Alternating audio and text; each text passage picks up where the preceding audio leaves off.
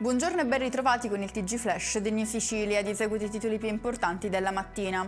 Operazione antimafia oggi a Catania, scoperto un giro di estorsioni tra Belpasso e San Pietro Clarenza sotto il coordinamento del macellaio Orazio Giuseppe Santonocito, responsabile della famiglia Santa Paola Ercolano, 9 i soggetti arrestati per associazione mafiosa, estorsione e traffico di droga.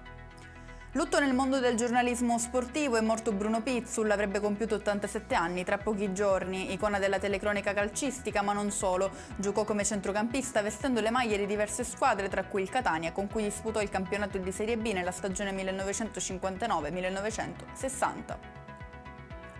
A Catania sono in corso le ricerche dell'avvocato Andrea Di Mauro, 53 anni, scomparso dalle zone della Playa. Ha fatto perdere le sue tracce nella serata di ieri, intorno alle 21. Sul posto stanno operando i vigili del fuoco col supporto dei sommozzatori.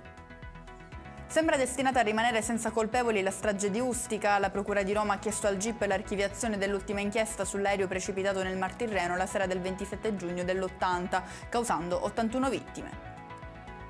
Arrestato da Agrigento un trafficante di migranti con l'accusa di aver trasportato 47 stranieri all'interno di una barca in legno. All'ordine della Guardia di Finanza di fermarsi, avrebbe versato su se stesso e sui profughi una tanica di benzina, minacciando di dare fuoco a tutti.